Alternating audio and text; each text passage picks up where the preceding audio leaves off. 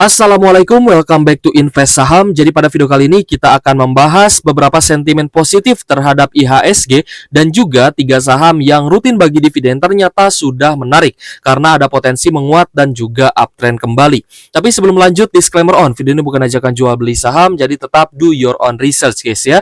Yang pertama untuk IHSG, hari ini melanjutkan kenaikan 1,16% di level 7.212. Nah, jadi kita melihat beberapa saham di Asia juga ternyata mengalami kenaikan seperti Nikkei Jepang hari ini naik 1,19% dan Hang Seng Hong Kong juga naik 1,38%-an guys ya. Sementara untuk saham-saham di IHSG juga hari ini cukup menarik ya karena ada beberapa penguatan di saham-saham big caps-nya. Yang pertama adalah BBCA yang hari ini naik 1%, Bank Mandiri juga naik 2,26% dan BBRI hari ini naik tipis 0,43%. Sedangkan untuk saham BBNI hari ini terkoreksi tipis 0,5% saja, namun kita melihat harga saham BBNI masih cukup sideways. Sementara saham big caps yang mengalami koreksi yang cukup dalam ternyata ada Aman Mineral ya, yang hari ini terkoreksi 4%-an. Sedangkan untuk saham-saham Bapak Prayogo Pangestu hari ini mengalami kenaikan 6,4% untuk saham Tepia dan Brand 3,46%. Lalu ada Bayan Resources yang hari ini pun naik 3,26%-an, sedangkan Telkom hari ini naik 1% dan Astra International hari ini naik 0,43%-an. Nah, sebenarnya banyak ya saham-saham yang hari ini cukup menarik dan juga ada akumulasi dari investor asing. Namun kita akan membahas beberapa saja guys ya yang memang sudah benar-benar menarik dan harganya juga cukup worth it ya untuk kita akumulasi di harga saat ini. Ya, seperti itu.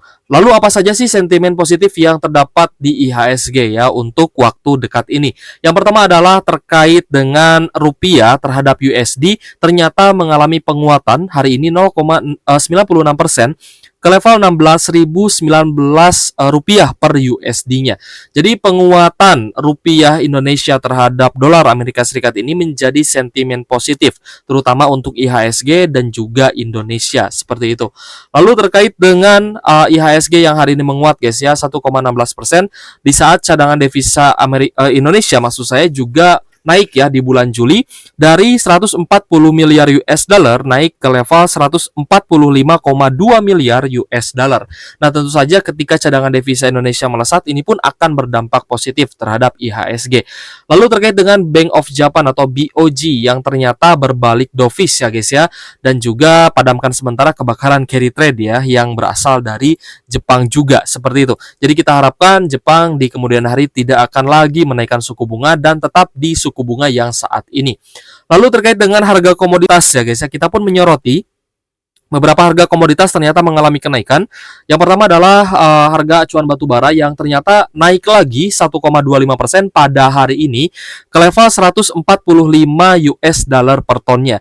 Jadi untuk rally harga acuan batu bara ya guys ya, semoga saja bisa naik di akhir tahun 2024 ini agar supaya saham-saham batu bara itu bisa naik lagi. Apalagi teman-teman mungkin ada yang pegang saham Adro dan saham-saham lain yang sudah teman-teman beli di harga bawah, silahkan di hold ya guys ya, karena saham batubara ini adalah saham-saham yang rutin bagi dividen dan juga terkena sentimen positif ya akibat kenaikan harga acuannya seperti itu.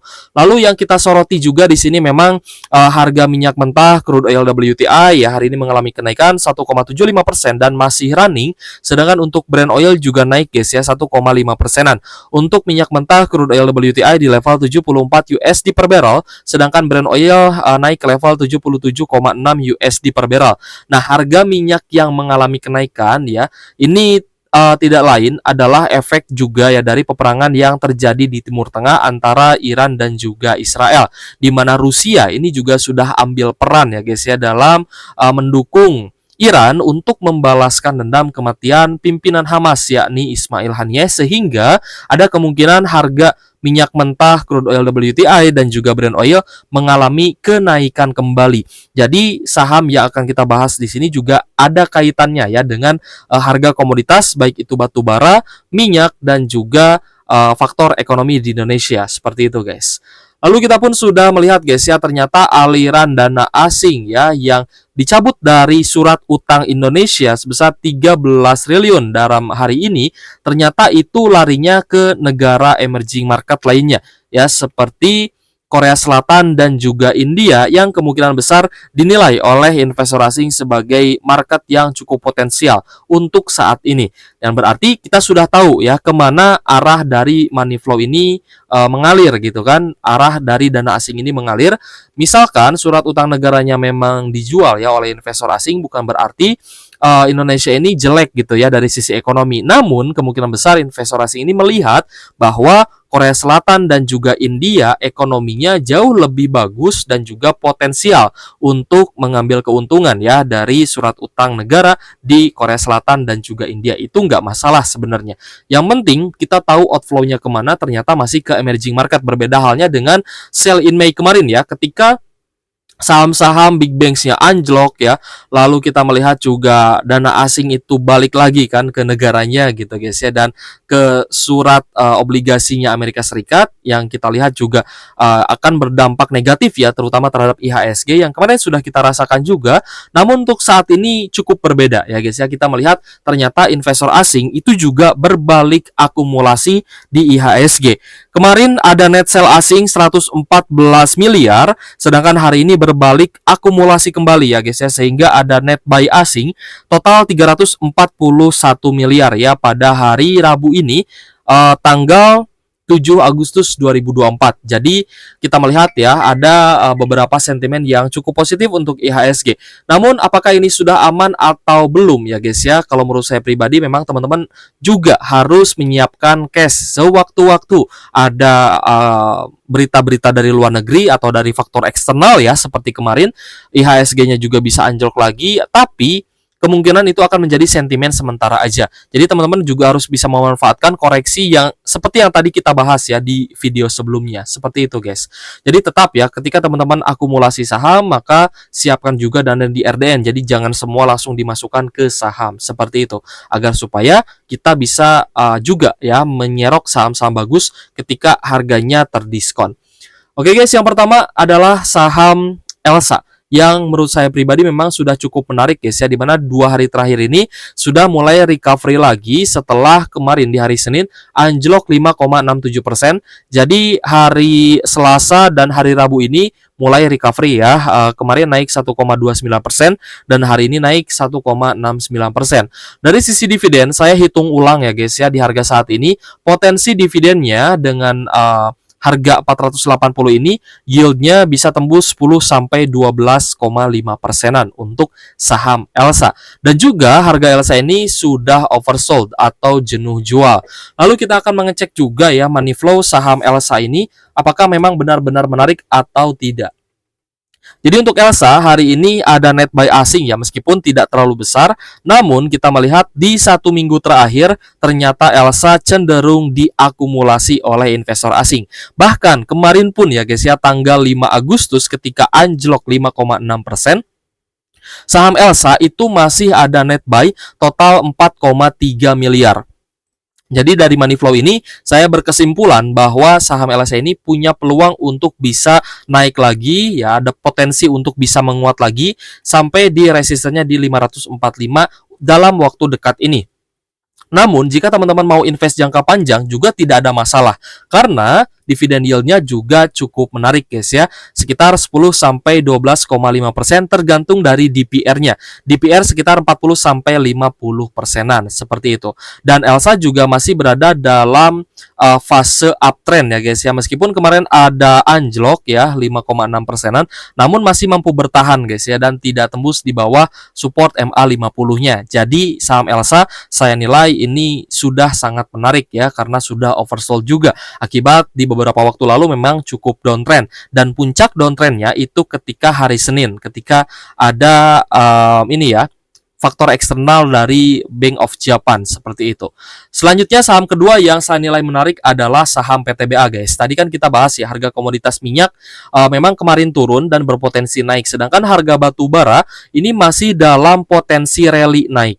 Tapi kita melihat saham PTBA kemarin itu cukup terdiskon ya di hari Senin, turun 5,8%-an, bahkan melemah sampai di area low 2.500. Namun sudah mulai recovery lagi di 2 hari terakhir, sama dengan saham Elsa. Nah, lalu untuk saham PTBA juga kita melihat ya mulai mendekati area oversold-nya atau sudah mulai jenuh jual lagi. Jadi kemungkinan PTBA pun bisa menyusul ADRO jika terdapat sentimen positif di saham PTBA dan kembali diakumulasi. Oke guys, langsung saja kita cek ya saham PTBA dari sisi money flow-nya ternyata juga cenderung akumulasi oleh investor asing di 1 minggu terakhir ini. Ya, kalau misalnya teman-teman perhatikan di tanggal 5 Agustus ya, hari Senin ketika anjlok 5,8%, saham PTBA ini sempat ada net sell asing 16,3 miliar, namun di hari sebelumnya masih tercatat net buy 19,8 miliar, tepatnya pada tanggal 2 Agustus 2024 di hari Jumat lalu. Yang berarti kalau misalkan kita urutkan di 1 minggu terakhir ini, maka investor asing masih akumulasi yang masih tercatat akumulasi dan juga melanjutkan akumulasinya di tanggal 6 dan tanggal 7 hari ini. Ya, di tanggal 6 kemarin ada net buy 3,2 miliar dan hari ini juga net buy asing 1,6 miliar yang berarti PTBA masih cenderung akumulasi asing. Seperti itu guys ya, dan kita lihat saham PTBA juga punya peluang yang sama bagusnya dengan saham Elsa karena kita melihat banyak sekali saham batubara yang ternyata sudah mengalami rally dan naik tinggi seperti ADRO, KKGI, lalu ada UNTR, ITMG itu kan rata-rata sudah naik. Lalu ada ABMM juga sudah naik, BSSR juga sudah mengalami kenaikan ya guys ya.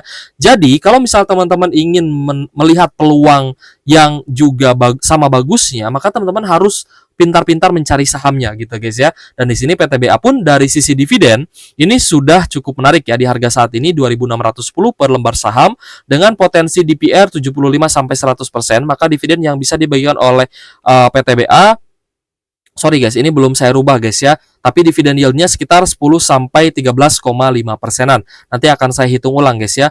Oh iya, berarti kalau misalkan DPR-nya 100%, dividennya berarti 353 ya guys ya. 353 per sahamnya. Sorry ya, tadi belum saya ganti soalnya. Oke guys, jadi cukup menarik ya sebenarnya untuk saham PTBA ini. Kita akan watchlist besok juga. Dan satu lagi saham yang saya nilai sudah cukup menarik juga selain dengan Elsa dan PTBA adalah saham BBRI guys. Nah, untuk BBRI juga sudah kita hitungkan guys ya potensi dividennya. Dan di harga saat ini di sekitar 4.620 dengan kenaikan 0,4%, kita juga melihat money flow-nya ya. Ternyata BBRI di harga saat ini juga cenderung sudah oversold atau jenuh jual. Dan untuk BBRI kita melihat ada peluang pembalikan arah guys ya. Dari mana kita tahu itu? Ya, yang pertama dari oversold, yang kedua adalah dari money flow-nya. Untuk BBRI adalah saham big banks yang cenderung net sell asing. Ya, di 1 bulan terakhir pun bahkan ya kita melihat saham BBRI ini cenderung banyak sekali dijual oleh investor asing. Ya, tapi memang penurunan harga sahamnya untuk saat ini sudah mulai terbatas dan BBRI ya meskipun di 2 minggu terakhir kita melihat ya cenderung net sell, namun ternyata pada hari ini penjualan investor asing sudah mulai mereda. Kalau misal teman-teman perhatikan ya, sejak tanggal 30 Juli lalu net sell asing itu cukup besar ya, di atas 100 miliar guys, di atas 100 miliar ya net sell asingnya ya, 100 miliar, kadang ada yang 300 miliar, bahkan ada yang sampai 469 miliar ya guys ya. Jadi ketika hari ini net sell-nya berkurang menjadi 61,1 miliar saja, maka kita menilai ternyata net sell asingnya sudah mulai mereda kembali. Jadi pembalikan arahnya bisa terjadi ketika saham BBRI mulai berbalik akumulasi dari yang tadinya distribusi oleh investor asing. Ketika berbalik akumulasi, maka saya yakin harga saham BBRI juga bisa lanjut uptrend kembali. Seperti itu guys ya. Besok akan kita update juga ke teman-teman, siapa tahu saya mendapatkan juga saham lain yang lebih menarik, atau ketika teman-teman punya saham lain yang lebih menarik lagi, boleh tulis saja pendapatnya di kolom komentar. Nanti akan kita pantau juga ya buat teman-teman. Oke guys, thank you for watching. See you on the next video. Wassalamualaikum warahmatullahi wabarakatuh.